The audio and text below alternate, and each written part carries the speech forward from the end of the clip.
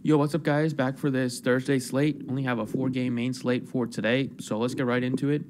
Please be sure to drop a like on the video and subscribe to the channel if you have not already. If you want to join us for this slate, you can hit the link in the description. So only a 4-game slate, like I said. It is also starting an hour earlier, so keep that in mind if you build lineups late. First pitcher that I love is Trevor Bauer. You just got to play him today. We have to roster 2 pitchers on DraftKings as always, and I am not comfortable in rostering 2 out of these other guys, especially when Trevor Bauer has a matchup against Toronto, who strikes out very high, whose strikeout rate is very high. They also have not been able to score runs this year, and he's pitching at home. Trevor Bauer can absolutely mow down a team and rack up like 10-plus strikeouts easily. So I love Trevor Bauer here. Second pitcher I like is actually going to be from the same game. I like Aaron Sanchez at 7,000. I like both pitchers from this game just because both offenses are not good at all. The Cleveland offense has been really bad this year. That's mainly because Lindor has been out, and Lindor is still not going to return for this game. So besides Jose Ramirez, they have no good hitter, and Jose Ramirez also has gone off to a slow start. See, after the first 5 guys in the Cleveland lineup, it goes down to Brad Miller, who strikes out a bunch, Roberto Perez, who is one of the worst offensive catchers in the league ever since he's come up. We have Tyler Naquin at 3,900 hitting 8th. He's not a good offensive player either. And then Eric Stamets, who most people have not even heard of. So this Cleveland offense is not good at all. Same thing can be said for this Toronto offense. Getting both pitchers in this game, I think, is a good strategy for this slate. Now, going on to the bats, I really like the Pirates stack today against Tyler Mahle. Mahle was really roughed up with the home run ball last season, especially against lefties. He was absolute trash against lefties, who hit almost 300 against him with a 560-plus slugging percentage. So the Pirates offense does have a bunch of lefties, so I really want to get all those guys in there. I also like the Reds a bit against Jordan Lyles, who is a career journeyman, never been a good pitcher. He's always been average to below average. The Reds have some good hitters in the lineup. They just have not been swinging the bat well. I think this is a good spot for the bats to get going for the Reds, and they are pretty cheap still, so I like the Reds a bit.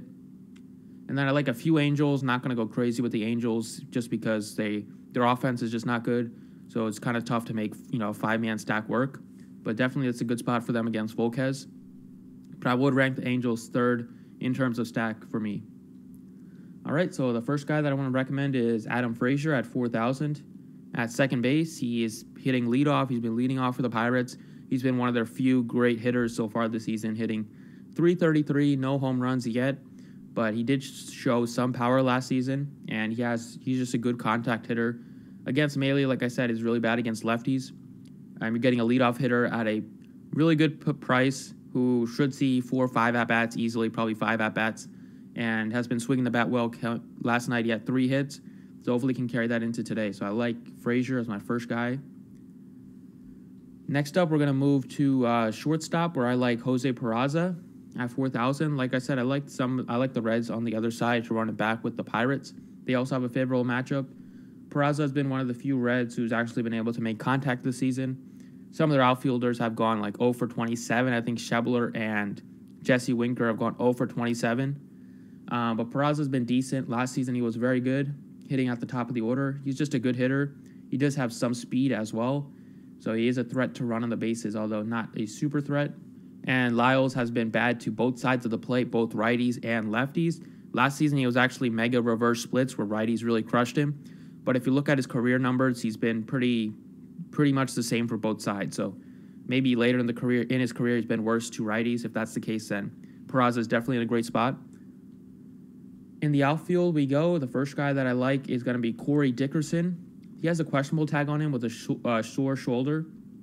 I hope some people fade him because of that. But this is a great spot for Corey Dickerson, just like the opening day game where he had a great matchup against the righty where he hit a home run. And I think this is another spot where he can go deep against Tyler Mahle. He has really, really good numbers against righties for his career. I already told you guys Mahle gives up a ton of power against lefties. And hopefully his ownership will be low because he has been dealing with a sore shoulder, but he also is going to be hitting 3rd in the lineup if he's in there, and I think he's going to be in there after a couple days off. So hopefully those days off are good enough for him to get his power back. But he's just a really, really good price and a great matchup for me not to play him. So I love Dickerson, especially if I'm going to be stacking Pirates. It's hard to leave off him. And then I like Cole Calhoun at just a 3,900 price. So he's facing Edison Volquez. Volquez he's only making his second start since August of 2017 due to Tommy John surgery. Cole Calhoun leads off. He has tremendous power against righties, so he has a great platoon advantage here. Leading off, he's going to get those extra at-bats. I always try to get my hitters leading off in the top 6 spots at least. I don't really like to get guys that are hitting 7th, 8th, 9th, obviously. But Calhoun is a good hitter against righties. He's been one of the few Angels who's been decent this year. But I think he is in a really good spot at a really good price. So 3,900 for Calhoun. Sign me up for that. So those are the picks that I like for today. Thanks for watching. Drop a like if you enjoyed, and good luck today.